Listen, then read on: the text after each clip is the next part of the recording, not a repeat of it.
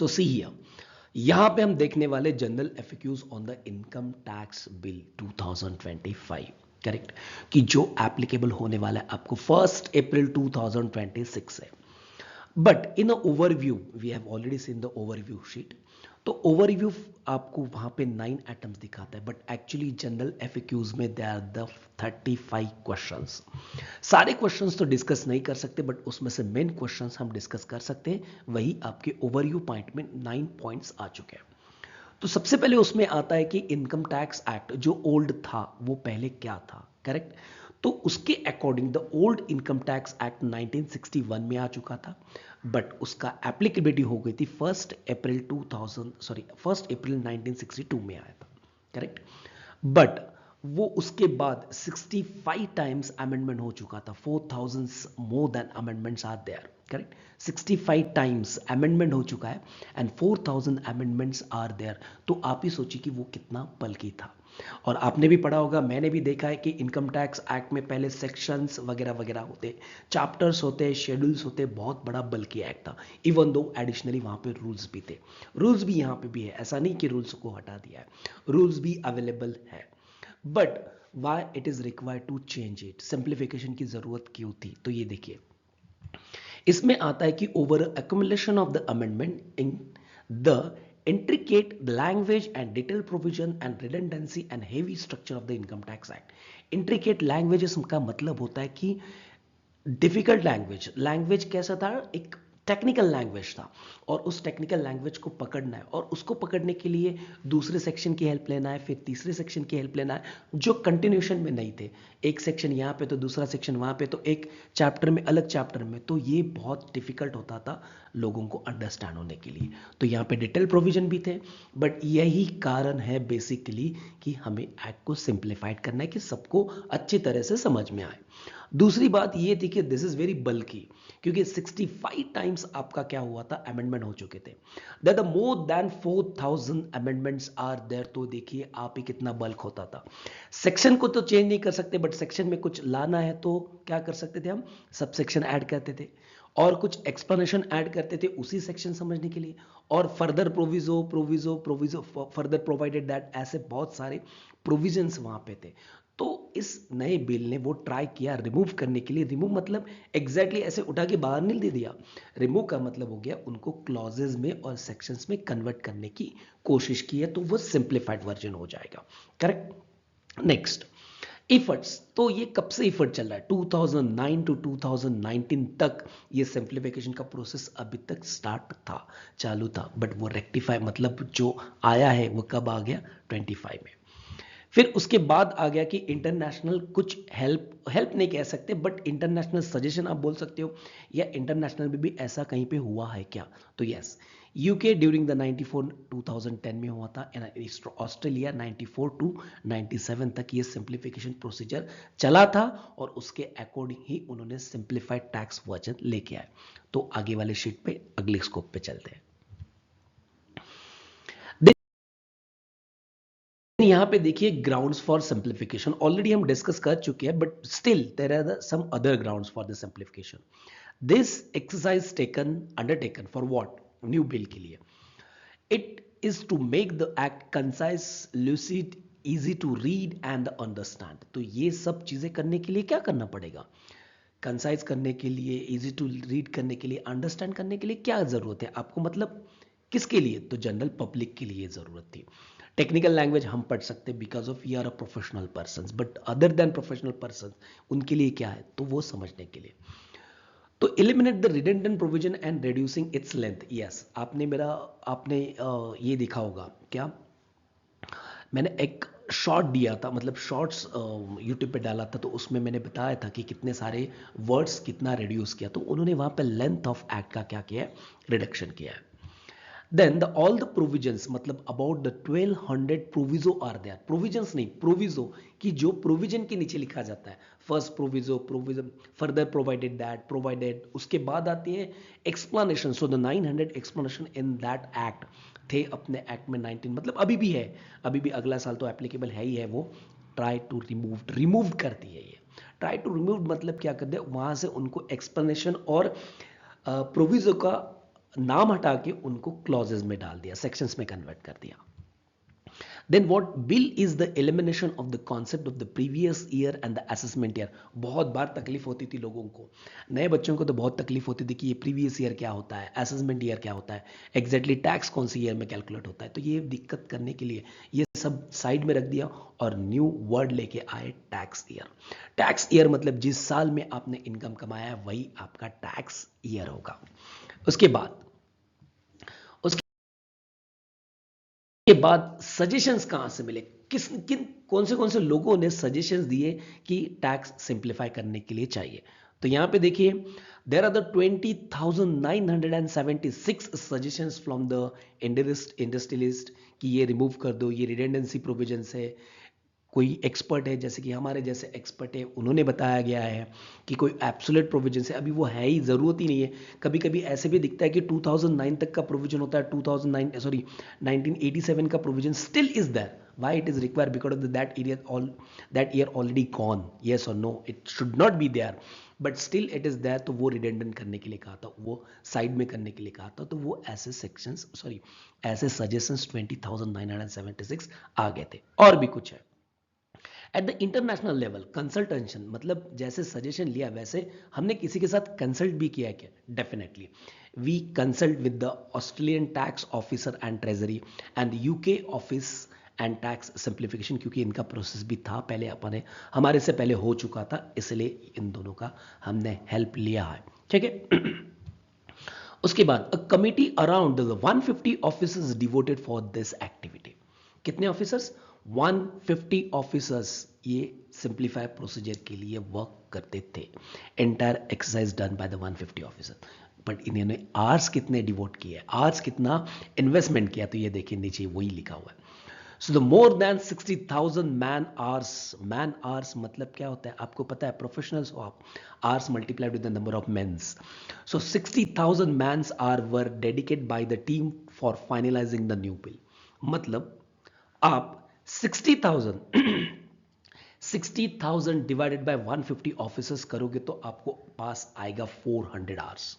So every officer has invested the 400 hours to what? To draft, to finalize, to summarize and to simplify the new bill. 400 hours by the each man. Correct? Then यहां से suggestions आए थे और next.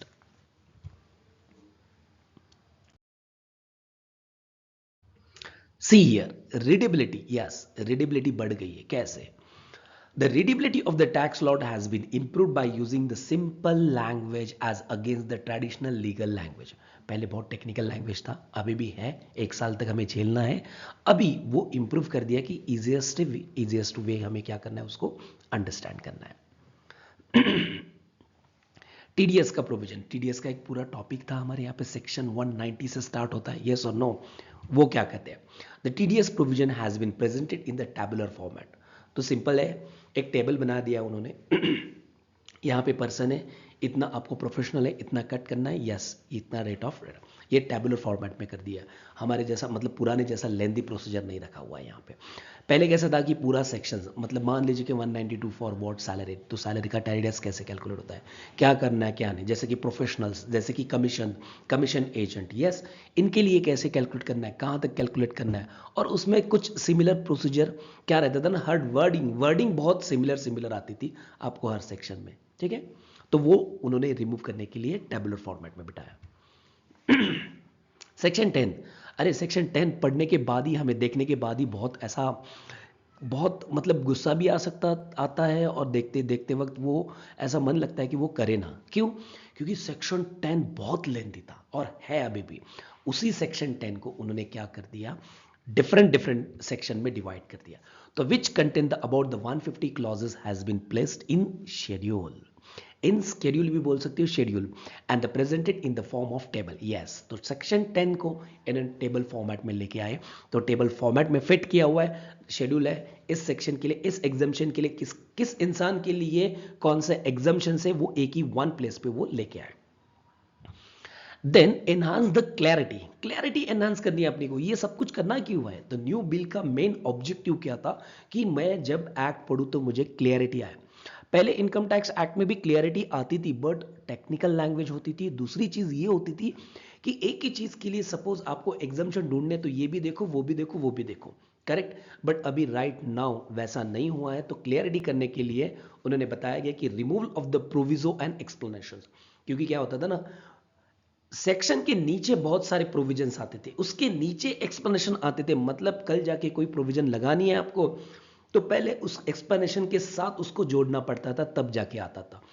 तो provision, formulae, everything structure in a table format में लेके आए, तो बहुत कुछ इजी हो गया। Then NPO non profit concern. अभी आप सोचो, नॉन प्रॉफिट कंसर्न मतलब कौन से चैप्टर को भागना पड़ता था। सेक्शन 11 है, 12 है, 12A है, 12A BB है, 80G है, 115, सब कुछ था। इधर उधर भागो, इस टॉपिक से इस टॉपिक, इस चैप्टर से इस चैप्टर, नहीं, इन्होंने अंडर वन प्लेस पे लेके आए। The indirect tax related NPO has been consolidated and the structure into the 7 sub part. 7 सब पार्ट में वो एक ही जगह पे बैठा दिया। तो मतलब आपको एनपीओ देखना भी है तो कुछ नहीं है, एक टॉपिक निकालना है, आपको चैप्टर निकालना है, you will get the everything will be there, correct. तो आगे, सो द न्यूमेरिक कंपैरिजन और चेंज। तो न्यूमेरिक कंपैरिजन क्या हो चुका है, तो ये बहुत इंपॉर्टेंट पार्ट है। So particular income tax act and the propose act, the chapter 47 होते पहले थे, अभी 23 हो चुका है, मतलब काफी रिडक्स हो चुका है। 24 टॉपिक्स रिड्यूस्ड हो चुके हैं। पहले सेक्शंस 189 था, मतलब these are the effective sections. आपको तो इनकम टैक्स एक्ट में लगता है सर 298 सेक्शंस है, नहीं, आप अच्छी तरह से देखो, 298 नहीं है, वो ए बी सी डी ऐसा ऐसा बाइफरिकेट करके वहां पे 189, वो भी कौन से इफेक्टिव सेक्शंस की मैं बात कर रहा हूं। अभी कितना बन गया है, 536 सेक्शन। पहले वर्ड्स था 5,12,535, नाउ इट विल बिकम 676। तो बहुत कुछ एलिमेंट हो गया, मतलब आधे से ज्यादा, मतलब more than 2 lakh words are reduced from the income tax act. Besides, the 1200 provisions and the 900 explanations have been removed of 1200 कितने प्रोविजो और 900 एक्सप्लेनेशंस उन्होंने क्या कर दिया, रिमूव कर दिया। भाई रिमूव का मतलब होता है जो रिडंडेंसी वो रिमूव कर दिए, बट जिसको रखना है, एक्ट के प्रोविजन को रखना है, तो वो वहीं पे वही है। उसके बाद चेंज क्या हो गया, नो मटेरियल चेंज, मतलब क्या है, एम वही का वही है, इनकम टैक्स तो इनकम टैक्स ही है। Redundant provision have been removed, ऊपर जैसे कंपैरिजन दिखता है उससे तो पता ही चलता है कि रिडेंडेंट प्रोविजंस क्या कर दिया, उन्होंने रिमूव कर दिया। उसके बाद subsection clauses have been used instead of relying on the provision and explanation expectation. मतलब क्या, सब सेक्शंस बना दिए, सब क्लॉजेज बना दिए, मतलब जो एक्सप्लेनेशन पहले कहते थे उसको अभी एक्सप्लेनेशन नहीं कहेंगे, उसको सब क्लॉज या तो सब क्लॉजेज या तो सब सेक्शन, जैसे कि पहले भी था सब सेक्शन था, बट उस सब सेक्शन के लिए कुछ को रिलेटेड एक्सप्लेनेशन उसके नीचे था, फर्दर प्रोविजो उसके नीचे था, पूरे सेक्शन के नीचे था। मतलब वो क्लॉज तो पढ़ो ही पढ़ो, उसके साथ वो एक्सप्लेनेशन भी पढ़ो, उसके साथ वो प्रोविजो भी पढ़ो, तो बहुत डिफिकल्ट होता था। अभी उन्होंने क्या कर दिया, उस सेक्शन के साथ उस एक्सप्लेनेशन को क्लब करने के बाद क्या हो जाएगा, तो एक जगह पे ही सारी चीजें हमें मिल जाएगी। तो extensive use of table formula and enhance the clarity, ठीक है, टेबल फॉर्मूला एंड मतलब यूज करने के लिए, मतलब यूज किया है, इसलिए क्लियरिटी क्या होगी, बढ़ गई अपनी। Then the consolidation of the provision scattered across the various section chapters relating to the single issue. इधर उधर अभी भागना नहीं है, अभी आपको एक जगह पे सारी चीजें मिल जाएगी। जैसे कि फॉर एग्जांपल सैलरी पर्सन के लिए, इसके बाद वही उसी पे आएंगे, हम सैलरी पे भी आएंगे। सैलरी पर्सन के लिए सपोज आपको एग्जम्पशन ढूंढना है, तो आपको सेक्शन 10 पे जंप करना था। सपोज कुछ परक्विजिट कैलकुलेट करने, तो will have to jump on the rules, correct. तो मतलब क्या था कि एक ही चीज, इनकम फ्रॉम सैलरी कैलकुलेट करने के लिए I have to jump on the exemption as well as the rules. मतलब क्या हो गया, इधर उधर भागने हो गया ना। So now the one thing is what, club together, एक ही जगह पे सारी चीजें आएगी, तो आपको क्या होगा, पढ़ने के लिए इजी हो जाएगा। आगे, अभी ये नॉन प्रॉफिट ऑर्गेनाइजेशन का जो रजिस्ट्रेशन था वगैरह वगैरह, वो वैसे देखा जाए तो प्रेजेंट सिचुएशन में क्या है, तो देखिए, दिख रही है आपको, प्रेजेंट सिचुएशन में चैप्टर 1 मतलब जैसे कि आपको पता है कि इनकम टैक्स एक्ट जो पुराना था 1961 का, वो भी चैप्टर वाइज बाइफरिकेटेड है, यस और नो। तो चैप्टर 1 में आपको ढूंढना था 2 सेक्शन सबसेक्शन 15 मतलब एग्जैक्टली चैरिटेबल पर्पस क्या है, ये डेफिनेशन ये करता है। सो 3 सेक्शन 1023C, इसमें बहुत सारे क्लॉजेस है, बहुत सारे नाम हैं कि कौन से नॉन प्रॉफिट ऑर्गेनाइजेशन हो सकते हैं। 11, 12, 12A, 12AA, 12AAB, AC, A13, ये क्या था? ये सारे थे आपके रजिस्ट्रेशन प्रोसीजर के। सेक्शन 11 आपको बताता कि कौन सा इन्वेस्टमेंट करना है, कैसे प्रॉफिट कैलकुलेट करना है। सेक्शन 13 आपको कुछ अलग चीज़ें बता रहा था, मतलब चैप्टर 3 पे जाना है। फिर इसका suppose if I am giving a donation to the non profit organisation, तो उसका डिडक्शन मुझे मिलेगा क्या? तो ATG का अप्लाई करना पड़ता था। फिर बाकी के 2 चैप्टर है 115 BBC, BBI, TD, TE and TF, ये सारा ढूंढना पड़ता था हमें इधर उधर जाके। अभी जरूरत नहीं है। प्रपोज बिल में क्या हो गया, देखिए प्रपोज बिल में एक चैप्टर है, चैप्टर नंबर कौन सा? इट्स 17। चैप्टर 17B में लिखा हुआ है रजिस्ट्रेशन ए की जगह पे इनकम क्या होगा, कमर्शियल एक्टिविटी क्या होगी, कंप्लायंसेस क्या होंगे, वायलेशंस क्या होंगे, अप्रूवल फॉर डोनेशन क्या होगा, इंटरप्रिटेशन क्या होगा। एक ही जगह पे सारी चीज आपको मिल जाएगी, ऐसा इधर उधर ढूंढने की जरूरत नहीं है। तो देखिए आगे सैलरीड एम्प्लॉय के लिए क्या आता है। तो सैलरीड एम्प्लॉय के लिए पहले क्या था, थोड़ी देर पहले मैंने आपको बता दिया कि इधर उधर भागना पड़ता था ना, तो अभी ऐसे करना पड़ता है। देखिए all the provisions pertaining to the salary have been consolidated at the one place to easy to understand for the taxpayer and does not to go to the separate chapters to filing the return of income। तो पहले लिखा था क्या, the deduction were earlier allowed under section 10 income tax 1961 like gratuity, leave encashment, pension, VRS, compensation, retrenchment compensation के लिए आपको section 10 में jump करना पड़ता था। are now रेड कलर में देखिए, are now part of the salary chapter itself। पहले टॉपिक जब 1961 की बात आती है तो टॉपिक क्या था? Salary 15, 16, 17, this is the section for the salary. But बाकी का मामला क्या था? बाकी का मामला मतलब सेक्शन 10 में जाना पड़ता था, फिर आपको परक्विजिट में जाना पड़ता, तो वो वहीं पे आ गया अभी सारा। अभी इधर उधर जाने की जरूरत नहीं है, सेक्शन 10 को हाथ लगाने की जरूरत नहीं है, मतलब सेक्शन 10 को कम करके यहां पे लेके आए। फिर HRA, तो HRA इन्होंने कहा है कि सेपरेट शेड्यूल 2 इज देयर, और न्यू बिल में सेपरेट शेड्यूल 2 में बनाया गया कि HRA को कैसे ट्रीट करना है। फिर बाद में वो बताते कि परक्विजिट, परक्विजिट के लिए क्या है, तो perquisite still shifted to the rules, जो है वैसा का वैसा ही रखा। तो परक्विजिट को उन्होंने हाथ नहीं लगाया, उसका वैल्यूएशन का जो भी आपको चाहिए तो आपको किसका हेल्प लेना पड़ेगा? आपको रूल्स का ही लेना पड़ेगा। आगे तो changes are being made exemptions for the specific incomes and person. तो अभी आगे इनकम और वो जो उनके लिए एग्जम्पशन लिखे थे वो सेपरेट सेपरेट लिखा है। तो यहां पे देखिए, तो शेड्यूल 2 में 16 रोज है, तो इनकम फ्रॉम किसके लिए लिखा है? Agriculture income. शेड्यूल 3 है 39 रोज आर देयर, तो किसके लिए? Eligible for exemption on the certain income such as the partner of the firms HUF। तो पार्टनर, फर्म के पार्टनर को प्रॉफिट मिला, HUF में कुछ को पार्टनर को कुछ मिलता है, तो उसके लिए क्या है? तो वो शेड्यूल 4 में है exemption for the non resident. देखिए नॉन रेसिडेंट के लिए अलग सा ही रखा हुआ है कि कौन से एग्जम्पशन उनको मिलेंगे। तो शेड्यूल 5 को क्या लिखा है कि exemption of the business, trust, sovereign, wealth and fund, correct. तो इसके लिए एक सेपरेट दिया है, ट्रस्ट के लिए एक सेपरेट लगा दिया उन्होंने। फिर 6 के लिए लिखा दिया है exemption to IFSC units. Then ये IFSC न्यू बना है, ठीक है। Schedule 7, so the person exempt from tax, that the 48 rows, correct. तो ये 48 रोज आपको बताएंगे कि कौन से पर्सन एग्जाम फ्रॉम टैक्स है। और नीचे सिंपल और एक important line is what reference to the schedule has been made in section 11 of the bill. कौन से चीज के लिए क्या शेड्यूल मेंशन है, वो सारी चीज सेक्शन 11 में दिया हुआ है। आगे सब्सटेंशियल रिडक्शन ऑफ वर्ड, ज्यादा से ज्यादा वर्ड कहां से रिड्यूस किए गए हैं? तो इसमें आता है income tax act, income tax bill और reduction of words. So in that आता है एग्जम्पशन रिलेटेड प्रोविजंस, 30,000 वर्ड्स थे पहले। एग्जम्पशंस रिलेटेड प्रोविजंस कितने थे? 30,000 वर्ड्स थे, नए बिल में वही रिड्यूस करके 13,500 कर दिया।